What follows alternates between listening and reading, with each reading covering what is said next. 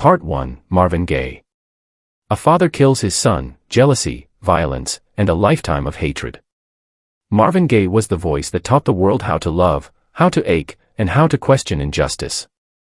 His music spoke of peace, spiritual longing, and social conscience. On stage, he embodied tenderness and empathy. In the studio, he transformed pain into something sacred.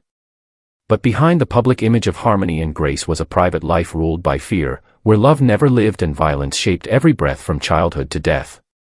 The house Marvin grew up in was not a sanctuary. It was a place governed by intimidation. His father, Marvin Gaye Sr., was a self-proclaimed preacher who demanded obedience and perfection, enforcing both with his fists. Punishment came quickly and often, for mistakes that barely existed. The beatings did more than injure the body. They dismantled confidence and taught silence. Marvin learned early to retreat inward, to survive by disappearing, and to use music as the only place where he could feel safe. Marvin Gaye Sr. lived a life split in two. In public, he spoke of morality and discipline. In private, he carried secrets that filled him with shame and rage. That unresolved self-hatred turned outward, finding its target in his son. When Marvin's talent began to emerge, it did not inspire pride. It ignited resentment. Each sign of success felt like a threat. The father repeatedly told the boy his voice meant nothing, that he would never become anyone of value. Marvin proved him wrong in every possible way. He became a global icon, celebrated and admired. Yet success did not soften the relationship. It sharpened it. The more Marvin rose, the smaller his father felt. In an effort to separate himself, Marvin altered his own name, trying to place distance between who he was and where he came from. But emotional escape was impossible. The past stayed embedded in his nervous system, waiting. At the height of his career, Marvin began to unravel. Depression set in deeply. Paranoia followed. Cocaine became a constant companion. The man who sang about mercy and healing was breaking apart quietly. Convinced he was being watched and hunted, exhausted by fame and fear, Marvin made a decision that would seal his fate. He returned to his parents' home, saying he wanted to care for his recovering mother. The house became a pressure chamber, filled with old wounds and unresolved hatred. Arguments were constant. His father, physically weaker with age, remained vicious in spirit. Marvin, burdened by decades of abuse and fueled by drugs, no longer absorbed the attacks in silence. Voices rose. Threats resurfaced. Everyone in the house sensed something irreversible approaching. In a cruel irony, Marvin placed the weapon of his own death into his father's hands. Months earlier, he had given him a gun as a Christmas gift, believing it would offer protection against burglars. No one imagined it would be used against the son who bought it. The final day began with something trivial.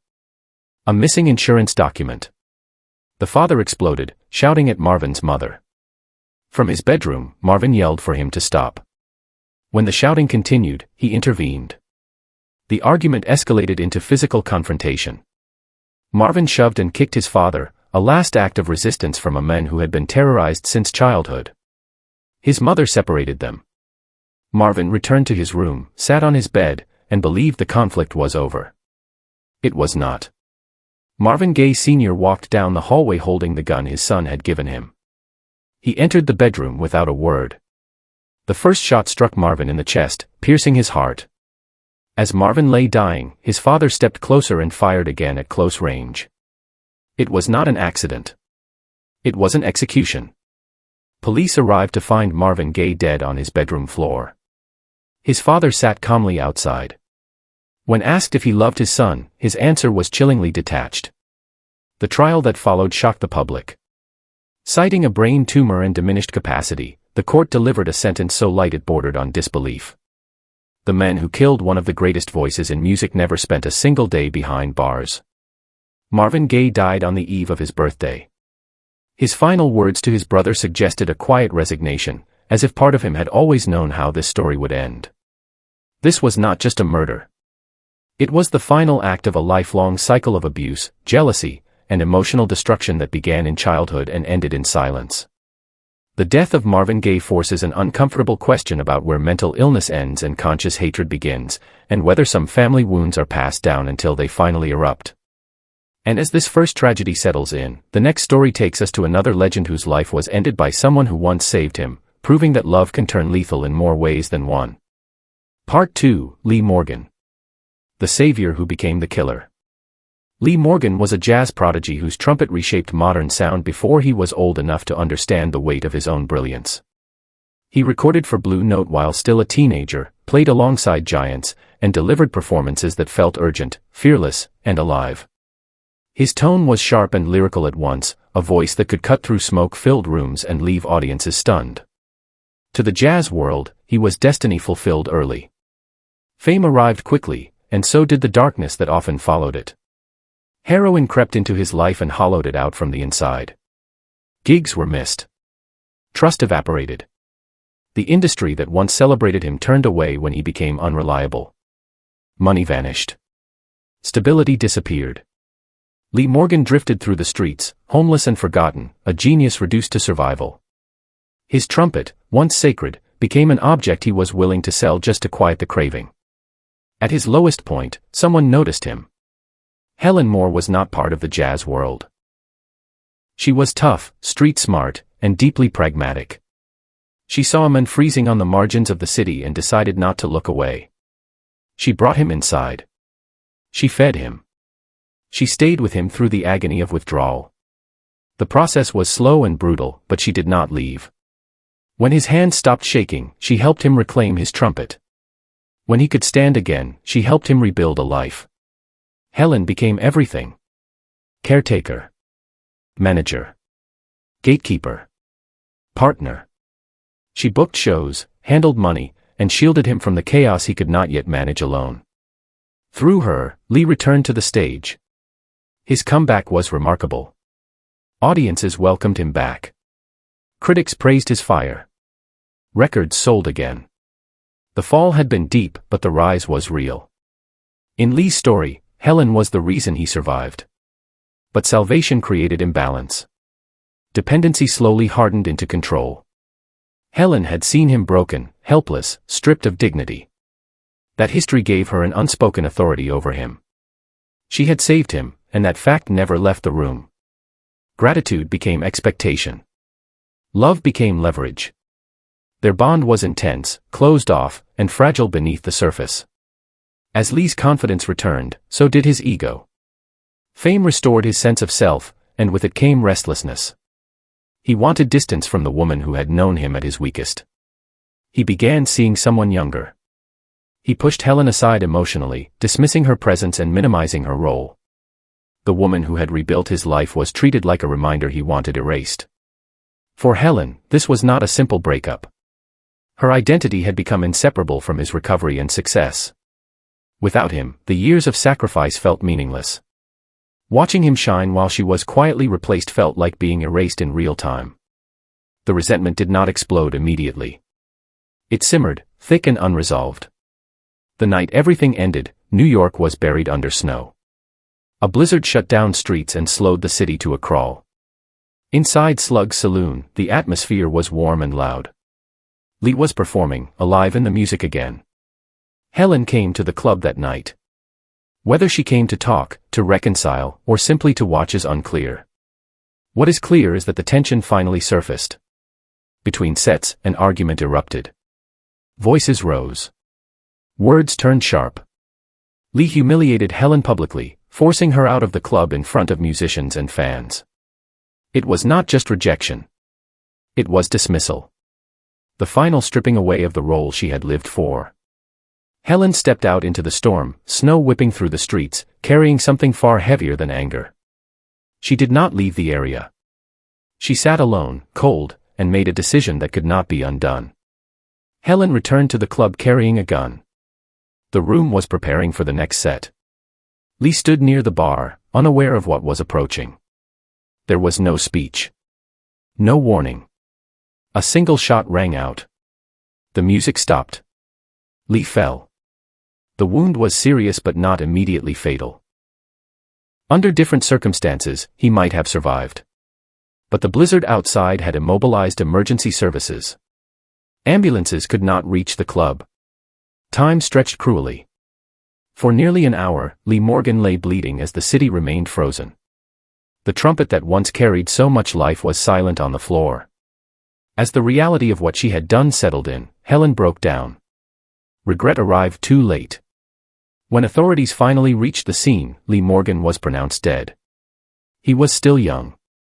His revival had barely begun. Helen Moore was arrested. Her case moved slowly through the system. She was eventually deemed mentally unfit to stand trial for a significant period and spent time in a hospital before serving a short sentence. She lived the rest of her life away from the public eye, defined by one irreversible moment. When she died years later, she took her full truth with her. Lee Morgan's death remains one of the most painful ironies in jazz history. A man rescued from addiction and decay only to be killed by the person who saved him. It exposes the danger hidden inside unbalanced devotion, where gratitude becomes ownership and love becomes entitlement. It forces a question that lingers uncomfortably long after the music stops. When someone rebuilds your life, how much of it do they believe belongs to them? And as this story fades into silence, the next chapter reveals another legend whose creative partnership at home turned into a fatal obsession that ended in blood. Part 3: Felix Pappalardi. When an artistic marriage turns into a killing.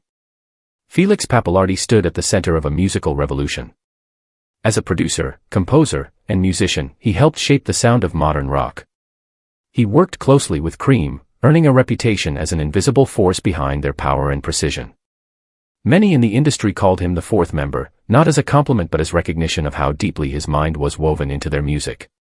Later, with his own band Mountain, his bass lines and voice carried a weight that felt both classical and explosive. At the center of Felix's life was Gail Collins. She was not a background figure. She was his wife, his collaborator, and his intellectual equal. She wrote lyrics for major songs, contributed visual art, and helped craft the aesthetic that surrounded his work. To outsiders, they looked like a formidable creative partnership. Two artists building something larger than themselves. But inside that partnership, power did not sit evenly. Their marriage blurred every boundary. Love, business, authorship, and control existed in the same space, competing for dominance. Gail was deeply involved in Felix's career, not only as a contributor but as a manager of sorts, shaping decisions and guarding access. Friends later described her as intensely controlling, a presence that left little room for Felix to move independently.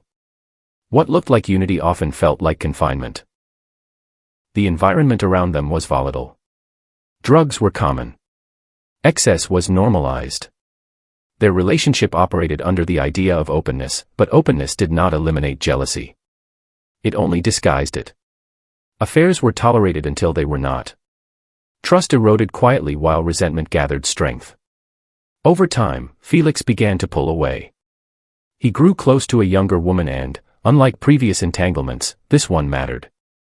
It represented a future outside the structure he had lived in for years. He spoke about leaving. He spoke about ending both the marriage and the professional partnership that defined his adult life. For Gail, this was not simply abandonment. It was annihilation of identity. Months before everything ended, Felix bought Gail a small handgun.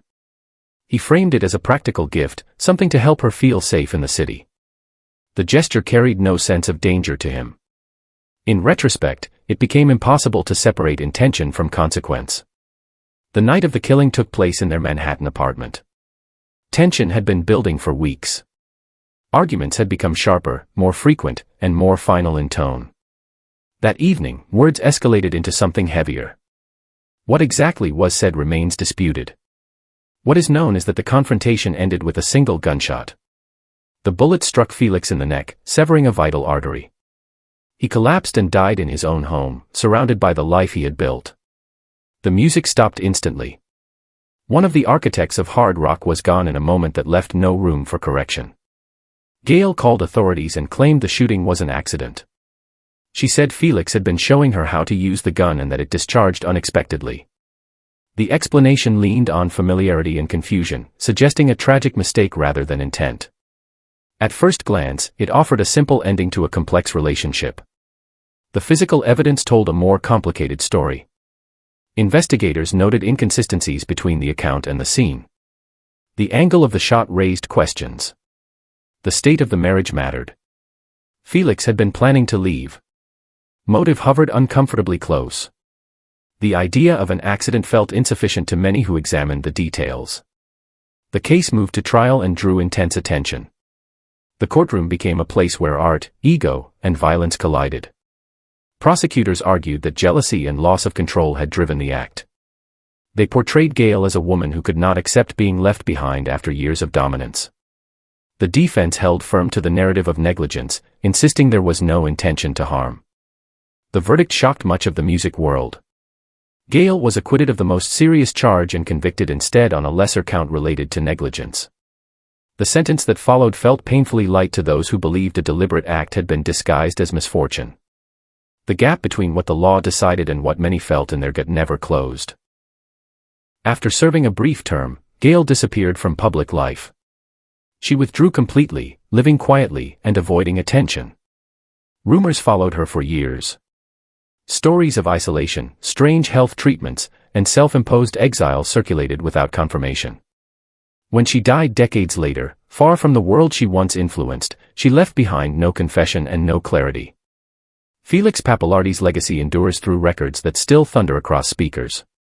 His influence remains embedded in the foundations of rock music. Yet his story carries an unresolved weight. The man who helped define an era was killed in the space where creation and control overlapped too tightly to survive. This case lingers because it resists clean answers.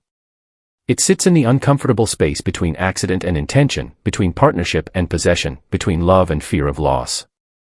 And as this unresolved tragedy fades, the next chapter moves to a global icon whose trust in someone she called family led to one of the most devastating betrayals in music history. Part 4, Selena Quintanilla. The woman she trusted like a mother became her killer. Selena Quintanilla stood at the edge of something historic. She was more than a popular singer. She was a cultural bridge, a symbol of possibility, a young woman carrying an entire community with her as she prepared to cross into a global spotlight. Her smile, her voice, and her confidence made her feel untouchable. An English-language album was coming. The future looked limitless. Nothing in her world suggested that the greatest danger would come from inside her own circle. Yolanda Saldivar entered Selena's life as a fan. She was persistent, attentive, and eager to help. What began as admiration slowly turned into access.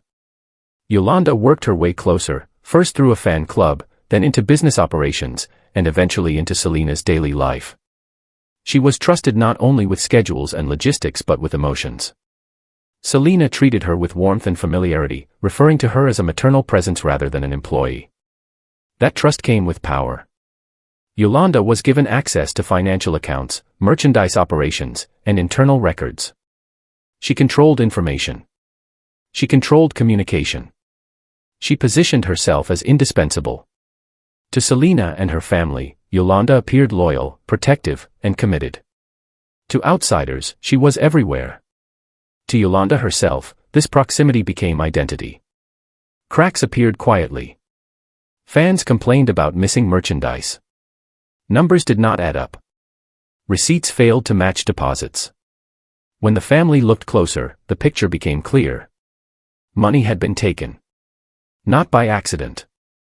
Not once. Repeatedly. The betrayal was financial, but it cut much deeper than money. The confrontation was direct. Yolanda was questioned. The evidence was undeniable. She was dismissed from her roles and told to return documents she still held. For most people, that would have been the end. For Yolanda, it was the beginning of obsession turning dangerous. Losing Selena meant losing status, purpose, and the role she had built her entire life around. She stalled. She lied. She claimed victimhood. She used emotional manipulation to keep Selena engaged.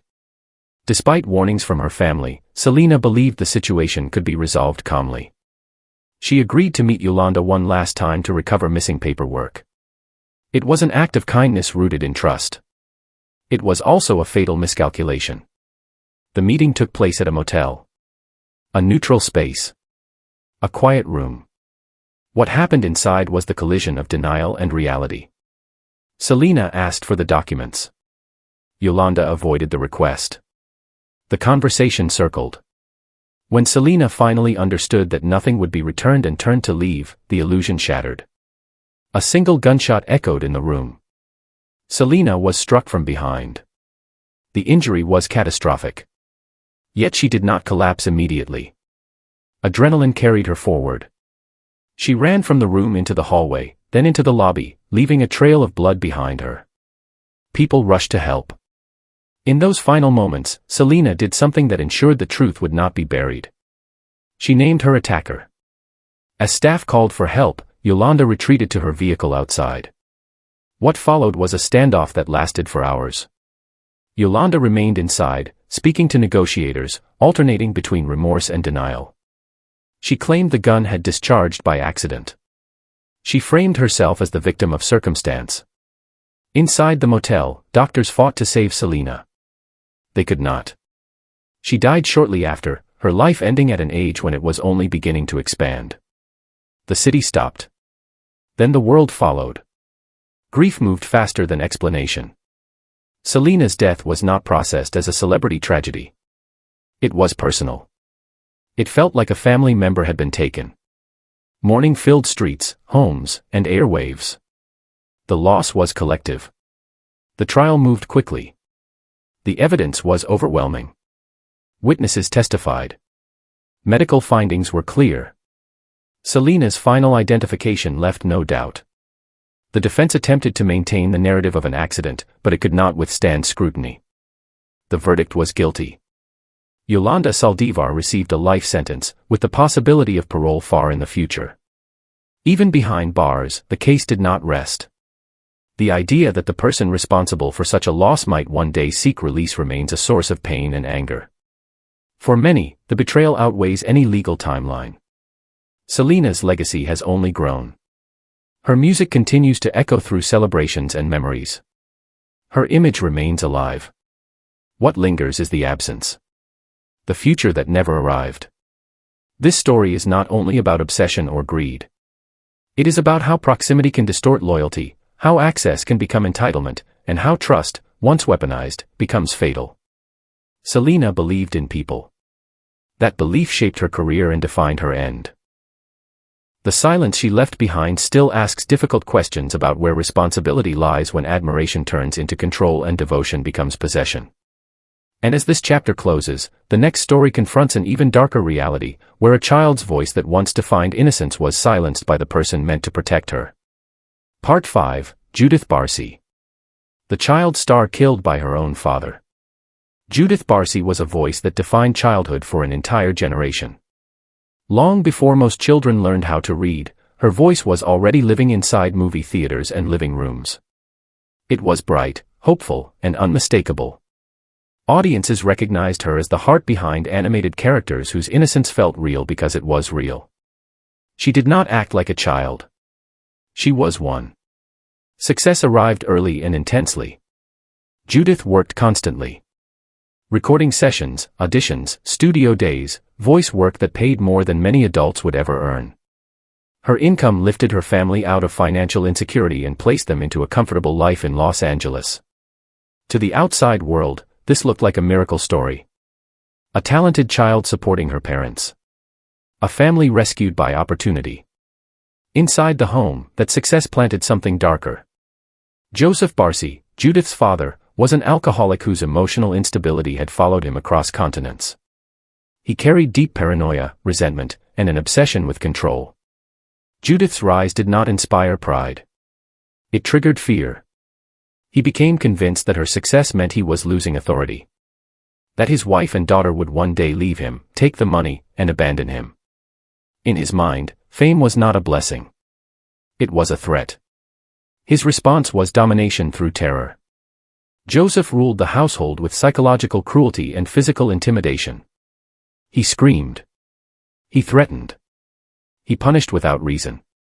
Judith lived under constant fear, not knowing when affection would turn into rage. He woke her at night to enforce rules she did not understand. He reminded her repeatedly that disobedience would be met with violence. These were not empty threats. They were rehearsed rituals of control. The damage showed in her body. Judith developed severe anxiety responses. She pulled out her own eyelashes. She plucked the whiskers from her pets. These were not habits. They were symptoms. Her small nervous system was overwhelmed by fear it could not escape. The little girl whose voice sounded joyful on screen was living in survival mode at home. Her mother, Maria, saw the danger clearly. She tried to intervene. She sought help from Child Protective Services. She reported the threats. She described the behavior. The system responded, but not decisively. Investigations were brief. Joseph appeared calm when monitored. The warning signs were documented but not acted upon with urgency. Maria was advised to leave him. Leaving was not simple. Joseph had made it clear that escape would be punished. He threatened to hunt them down if they tried. Maria believed him. She began planning quietly. She rented another apartment in secret. She started moving belongings little by little. The plan was careful and slow, designed to avoid triggering suspicion. Time ran out. Joseph sensed the shift. Control was slipping. The fear that had fueled his behavior reached a breaking point. On the night everything ended, Judith went to bed unaware that her life was about to be erased. She never woke up. Joseph entered her room and shot her as she slept. The voice that had brought warmth to millions was silenced in the place where she should have been safest. Maria heard the sound and ran toward it. She did not survive either. Joseph killed his wife next. Afterward, he lived inside the house with their bodies for days. Then he set the home on fire and took his own life. The fire did not erase what had happened. It only revealed it. The entertainment industry was stunned. Colleagues described Judith as unusually gentle, unusually gifted, unusually kind. Directors spoke openly about the loss. Songs recorded after her death were dedicated to her memory. Characters she voiced became memorials without intending to be. A childhood that had felt immortal was suddenly finite. Judith was buried with words that echoed the character she made famous. Yep, yep, yep. A line once playful became devastating. It was no longer a catchphrase. It was a reminder of everything that should have continued. This story does not allow simple conclusions. It forces an examination of responsibility that extends beyond one man's violence. A father committed the act. A system failed to stop it. Warning signs were visible. Fear was reported. Yet protection did not arrive in time. Judith did not die because no one knew. She died because intervention was insufficient. Her life exposes how success can isolate children instead of shielding them, how talent can mask suffering, and how abuse can exist in plain sight without consequence. She was working, performing, and smiling while quietly unraveling. The world applauded while she endured. Judith Barsi did not lose her life to fame. She lost it to unchecked control, ignored warnings, and a household where terror was normalized. Her story remains one of the most painful reminders that talent does not equal safety and visibility does not guarantee protection. The question that remains is not only who committed the crime, but who had the chance to prevent it and did not. And as this chapter ends, the next story shifts to another music legend whose life was cut short inside his own home, in a case where love, violence, and unanswered questions remain tightly intertwined. Part 6, Al Jackson Jr. A toxic marriage and a murder without closure. Al Jackson Jr. was the heartbeat of soul music. His drumming anchored an entire era, steady and unmistakable. From the first strike of the snare to the last fade of a record, his sense of time shaped the sound of Memphis and beyond. He was the rhythmic backbone behind artists whose songs became part of everyday life. While others took the spotlight, Al kept the world moving in perfect tempo. Away from the studio, his life followed a very different rhythm. His marriage to Barbara Jackson was unstable, marked by jealousy and control that slowly poisoned the home. To friends and colleagues, they appeared successful and glamorous. Behind closed doors, the relationship was volatile.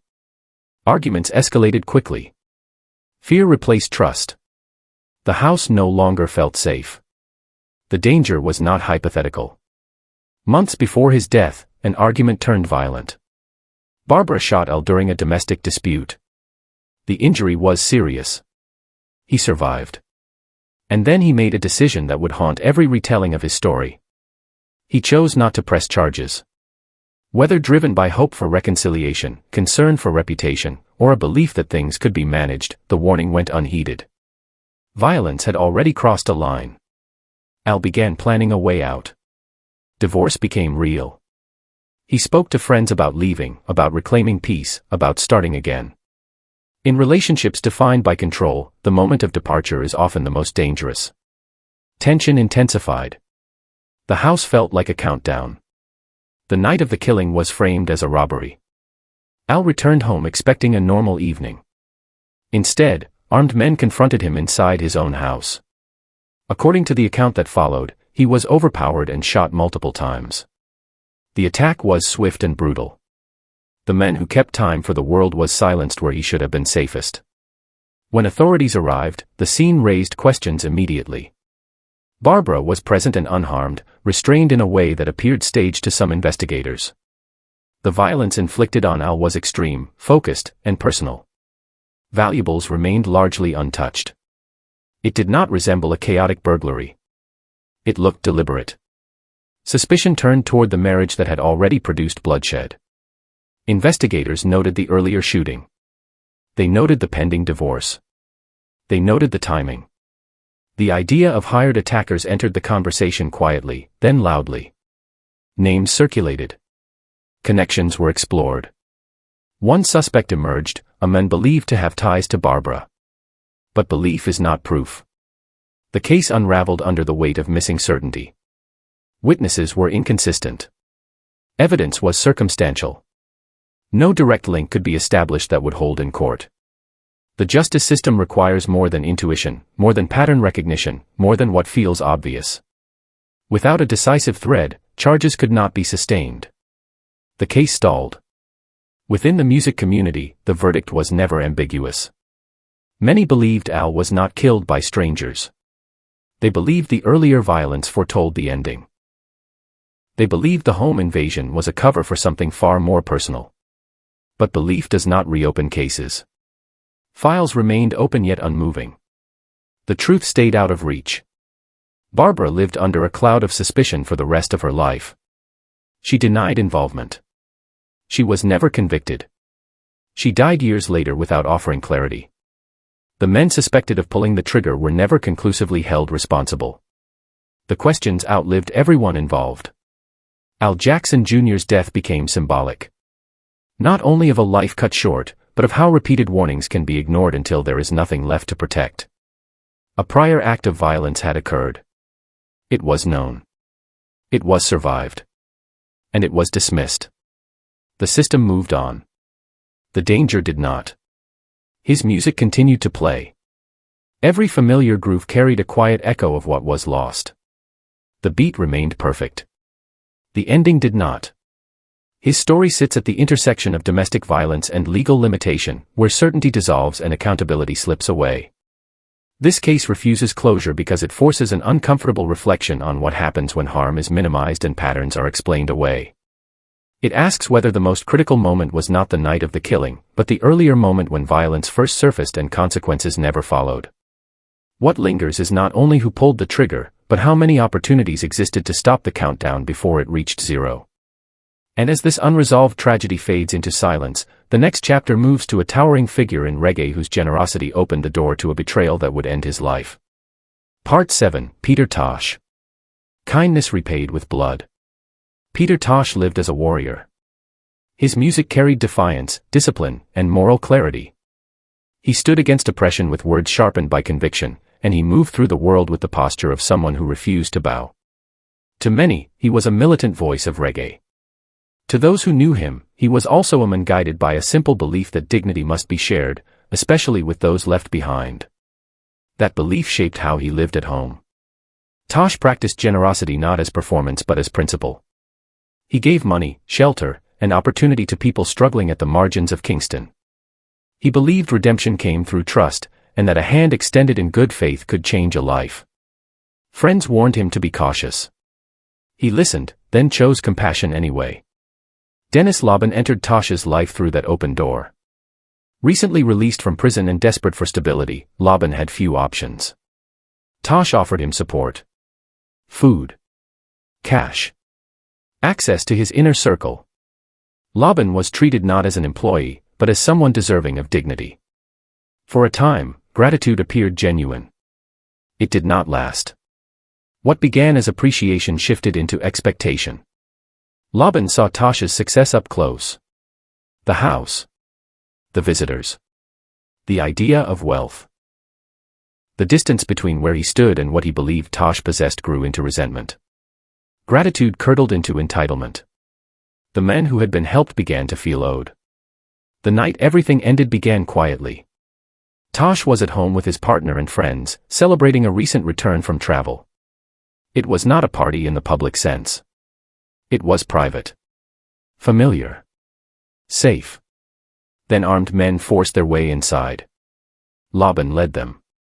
The demand was simple. Money. They believed Tosh had cash in the house. He told them he did not. He explained that his finances were handled elsewhere. The answer was not accepted. The situation escalated into intimidation meant to extract compliance. Tosh refused to lie. He refused to perform fear. His composure only deepened their frustration. What followed crossed a line from theft into cruelty. The intruders attempted to force submission through sustained abuse. Tosh endured it without yielding. The men who preached equal rights refused to betray his own integrity, even under threat. The room became a test of wills. Laban made a decision that ended everything. The violence turned final. Tosh was shot in his own living room, the place where he had offered safety to someone who repaid him with betrayal. Others in the room were also harmed. A close friend was killed. Tosh's partner survived by remaining still, later becoming the voice that would identify the attackers. The men fled, leaving devastation behind. Tosh was pronounced dead soon after. He was still young. His voice, which had challenged systems and inspired resistance, was gone not because of politics or protest, but because trust had been misplaced. The investigation moved quickly once survivors spoke. Identification was clear. Laban was arrested and charged. In court, he denied responsibility, claiming innocence. The testimony did not support him. The verdict was guilty. He received a life sentence, later altered by legal shifts but still confining him to prison. He would never walk free as a consequence of that night. The impact of Tosh's death rippled through reggae and beyond. Many initially searched for political motives, assuming the loss of such a vocal dissenter must have been orchestrated by forces larger than personal grievance. The truth was more unsettling. This was not an ideological assassination. It was intimate. It was born of envy and access. It was the consequence of kindness extended without limits. Tosh's philosophy did not fail him. People failed it. His belief in shared dignity did not cause his death. Another man's greed did. Yet the case leaves an uneasy lesson about boundaries. Compassion without protection can invite danger. Trust without distance can be exploited. His music continues to speak with clarity. Equal rights still echoes. The message remains intact, even as the manner of his death complicates it. Tosh did not die because he challenged power. He died because he treated someone as family who saw him as a target. This story lingers because it asks where generosity should end and caution should begin, and whether any code of kindness can survive envy once proximity replaces gratitude. And as this chapter closes, the next story turns to a rock icon whose final night in a country estate raised questions that history still struggles to answer. Part 8, Brian Jones. A chosen family and a death buried by silence. Brian Jones was already fading from the world he helped create. After being pushed out of the Rolling Stones, the band he founded and named, he became a man without a stage. Addiction, isolation, and humiliation followed him closely. The creative force that once defined an era was now treated as a liability. His confidence fractured. His identity unraveled. What remained was a young man retreating from the spotlight, trying to survive the aftermath of rejection. He withdrew to Cochford Farm, a secluded country estate once owned by a beloved children's author. On the surface, it looked like a peaceful refuge. In reality, it became a place of instability. Brian filled the house with people who were not quite friends and not quite employees. Lovers drifted in and out. Workers stayed longer than their roles required. Boundaries dissolved. Family, in this setting, was not defined by blood but by proximity and dependence. Among those living there was Frank Thorogood. He arrived as a builder, hired to renovate the property. Over time, his role expanded. He stayed on site. He ate with Brian. He argued with him. He became part of the household, not as a guest but as a presence that could not be ignored. The relationship was unequal and tense. Brian was wealthy, erratic, and emotionally fragile. Thorogood was rough, resentful, and increasingly hostile. Money became the fault line. Thorogood believed he was underpaid and disrespected. Brian believed he was being exploited. Alcohol fueled every disagreement. Arguments escalated from words into threats. Those who visited the house sensed the hostility. The atmosphere felt charged, unstable, waiting for something to snap. The final night arrived during a heat wave. Brian decided to swim in the pool late in the evening. Others were present earlier, drinking and talking, but they eventually went inside. Brian remained outside with Thorogood. What happened next was never clearly recorded. What followed was confusion and silence. Brian Jones was found motionless at the bottom of the pool. Attempts to revive him failed. He was dead before help could change anything. Authorities ruled the death an accident. Misadventure. Alcohol and substances were blamed. The file closed quickly. A troubled rock star drowning in his own excess fit the narrative comfortably. Many details did not fit. Brian was known to be a strong swimmer. The tension in the house had been escalating. Thorogood's behavior that night appeared erratic. Witness accounts were inconsistent. No thorough investigation followed. The moment passed, and history accepted the explanation it was given. Years later, another version surfaced. According to those close to the band, Thorogood confessed on his deathbed. He reportedly admitted that an argument in the pool turned physical. That he lost control.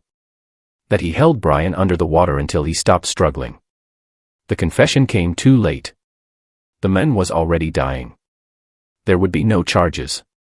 No trial. No resolution. When authorities revisited the case decades later, the result was predictable. The suspect was dead. Evidence was gone. Time had erased the possibility of accountability. The case remained officially closed, still labeled an accident, even as doubt hardened into conviction among those who had known Brian personally. Brian Jones became part of the 27 Club, grouped with artists who burned out early. His story was framed as self-destruction. Addiction. Excess. Fragility. The possibility that he was killed by someone living under his roof complicates that myth. It suggests he did not simply fade away. He was extinguished. Cochford Farm was not a sanctuary. It was a trap created by blurred lines and unchecked access. The chosen family Brian surrounded himself with offered no protection. It exposed him. In that house, loyalty was fragile, resentment was constant, and power shifted unpredictably. His death forces a re-examination of how fame isolates and how dependency invites danger. Brian Jones did not die surrounded by strangers. He died among people who shared his space, his resources, and his decline. Family, without blood or boundaries, became the environment that swallowed him. The unanswered questions linger because they point to something more unsettling than tragedy. They suggest convenience. A rushed conclusion. A story accepted because it was easier than confrontation. Brian Jones remains frozen in time, not only by age, but by a narrative that may never fully reflect what happened that night. What remains unresolved is not just how he died, but how quickly the truth was buried when the explanation fit too neatly. And as this shadowed story fades, the next chapter moves to the world of hip-hop, where brotherhood and ego collide in a moment of violence that ends a rising star's life. Part 9, Slim Dunkin. Street family and a fatal ego. Slim Dunkin was not just a rapper in Brick Squad. He was its backbone. Tall, charismatic, and respected, he carried authority without needing to demand it. In a culture where loyalty mattered as much as talent, Slim was trusted. He showed up. He mediated conflicts. He believed in the idea that the crew was family, bound by shared struggle rather than blood. Hip-hop culture often replaces traditional family structures with brotherhoods built in studios, cars, and late-night sessions. Respect becomes currency. Reputation becomes armor. In that environment, small slights are rarely small. Pride is defended aggressively because vulnerability is seen as weakness. Slim understood that world, but he also believed it could be navigated without crossing irreversible lines. Young Vito was part of that same circle. He was not an outsider. He recorded in the same rooms, shared the same spaces, and benefited from the same network. The relationship was informal but real. In Brick Squad terms, he was family. That made what followed harder to comprehend. The conflict did not begin with money or fame. It began with something trivial. A moment of disrespect perceived where none was intended. Words were exchanged. Voices rose. In the tight confines of a studio waiting area, tension escalated quickly. What might have ended with laughter or separation instead turned physical. Slim had the advantage. He was larger, stronger, and in that brief confrontation, he dominated. For Slim, the altercation was over. In street culture, a fight settled the issue. For young Vito, it did not. Being overpowered in front of others carried a different weight. Embarrassment hardened into humiliation. Pride demanded repayment.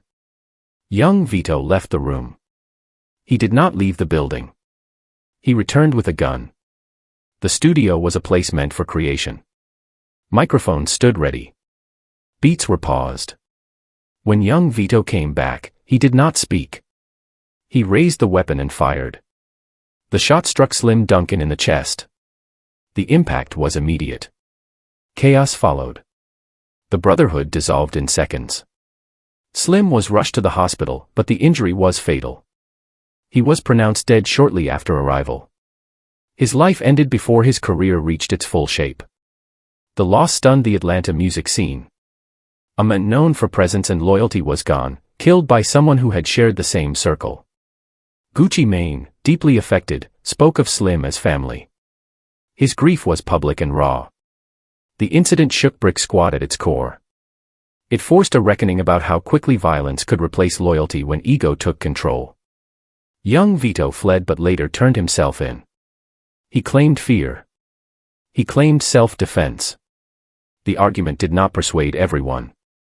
The court examined the sequence of events. A physical fight had ended. Time had passed. A weapon had been retrieved. The escalation was clear. The verdict frustrated many. Young Vito was acquitted of the most serious charge but convicted on lesser counts related to assault and weapons. The sentence reflected that distinction. To some, it felt like justice without closure. To others, it was proof of how thin the line between survival and consequence can be. Slim Dunkin became a symbol of wasted potential and misplaced loyalty. His death was not the result of rivalry or organized conflict. It came from inside the circle, where trust should have provided protection. The studio, a supposed sanctuary, became the scene of irreversible loss. This story exposes the danger of unchecked pride in environments where conflict resolution often bypasses restraint. When respect becomes identity, any perceived insult can feel existential. The presence of a weapon turns that feeling into a permanent outcome. Slim Dunkin believed in brotherhood. He lived inside it. He died because someone else valued ego more than connection. The culture that created opportunity also amplified risk, especially when violence was normalized as a response to shame. What remains unresolved is not who pulled the trigger, but why moments of humiliation so often escalate into loss of life when status outweighs humanity. And as this chapter closes, the final story brings us back into a home, where a minor argument ends a soul legend's life in the most ordinary and devastating way. Part 10, William W.G. Howard. A death over something trivial. William W.G. Howard had already lived his loud years.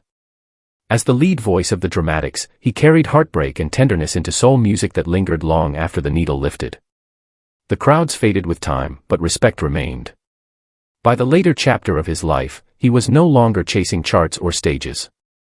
He was working quietly, enjoying routine, and living away from the pressure that once defined him. Home was supposed to be calm. He shared it with his wife and her son from a previous relationship. It was a blended family shaped by adjustment rather than harmony. Generational differences surfaced in small ways. Authority met resistance. Expectations collided with youth. None of it seemed extraordinary. These tensions exist in countless homes, usually passing without consequence. On the day everything ended, nothing dramatic announced itself. Music played in another room. The volume was high. Howard asked for it to be lowered. It was the kind of request repeated in households every day. It carried no threat. It was about space, rest, and respect. The response was defiance.